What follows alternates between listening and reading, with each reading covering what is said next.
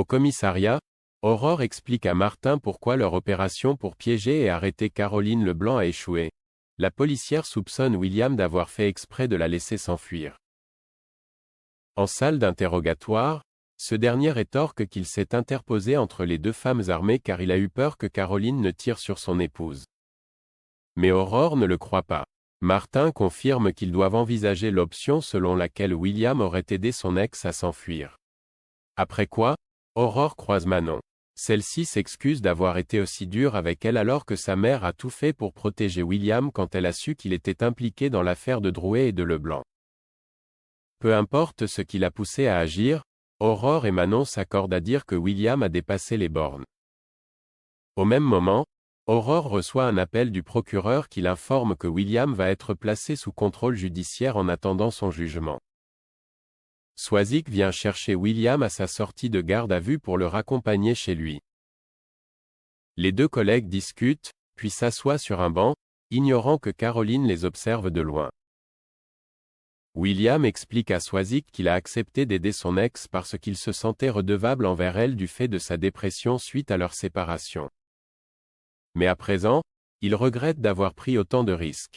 Swazik souligne qu'il a simplement sauté sur l'occasion de pouvoir enfin aider une personne et lutter contre le sentiment d'impuissance qu'il ressent en permanence dans son travail, ainsi que dans sa vie personnelle récemment avec sa sœur en cavale et sa fille en fauteuil roulant. De leur côté, Aurore et Martin font le point. Ils se demandent où est Caroline. Ils supposent qu'elle a acheté son scooter avec l'argent liquide qu'elle a volé à Drouet car il n'y a eu aucune plainte pour vol de scooter. Alors qu'il est encore dans la rue, seul, William remarque qu'il est suivi par un policier. Il se rend au commissariat, reprochant à Aurore de l'avoir placé sous surveillance à son insu.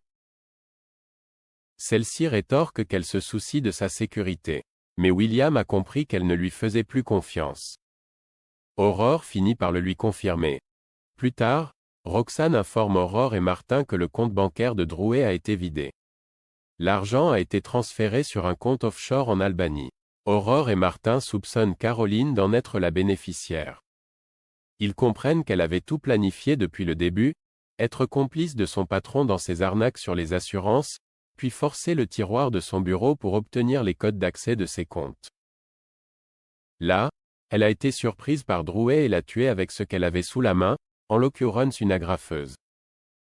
Pendant ce temps, Caroline attend que Swazik sorte de l'hôpital à la fin de sa journée, et lui tire dessus alors qu'elle est en train de monter dans sa voiture. À la villa, Victoire et Lisa prennent le petit déjeuner. Aaron décline l'invitation de Victoire à les rejoindre, puis embrasse furtivement sa compagne avant d'aller au travail. Lisa confie à sa cousine qu'elle a rendu à Aaron la bague de fiançailles qu'il comptait lui offrir, espérant que le bon moment viendra dans le futur.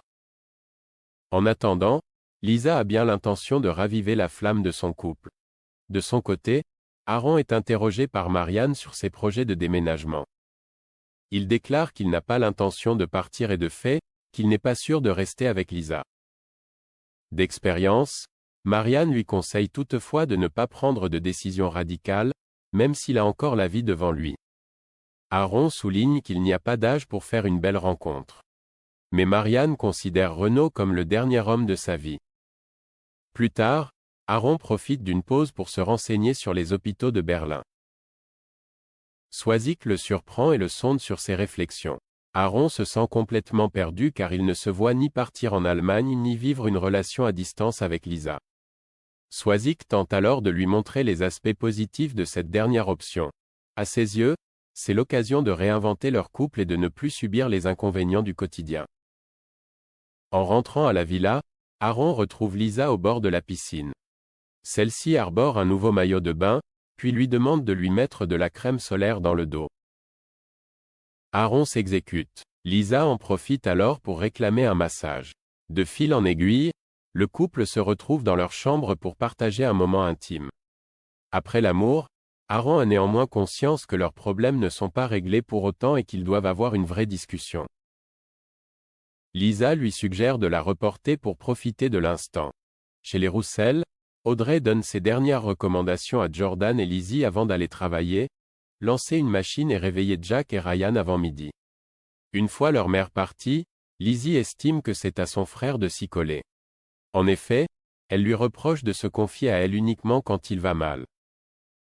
Jordan avoue qu'il est enfin en couple avec Violette, mais il lui demande de garder le secret car il préfère rester discret, craignant la réaction de Damien. Lizzie accepte. Chez les Julliard, Philippine propose à Violette de récupérer son créneau chez le coiffeur où elle ne peut plus aller pour raisons professionnelles. Violette bafouille qu'elle n'est pas intéressée. En effet, elle prévoit déjà d'aller à la plage avec Jordan. Bastien lui sauve la mise en prétextant qu'ils vont aller à une compétition au skatepark. Une fois Philippine partie, Violette remercie Bastien. Elle lui propose de venir avec elle à la plage, mais le jeune homme n'a pas envie de tenir la chandelle. Au Spoon, Philippine boit un café avec Damien. Elle lui raconte à quel point Bastien est facile à vivre, mais aussi la complicité qu'il partage avec Violette. Philippine et Damien commencent alors à les soupçonner d'être en couple.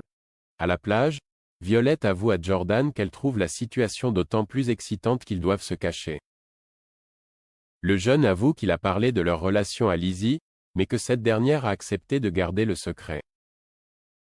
À la fin de la journée, Damien partage ses soupçons avec Audrey. Il interroge Lizzie sur la nature de la relation entre Bastien et Violette, mais elle déclare n'être au courant de rien. Cela ne fait que renforcer la conviction de Damien. Audrey lui conseille toutefois d'éviter d'être trop sur le dos de sa sœur.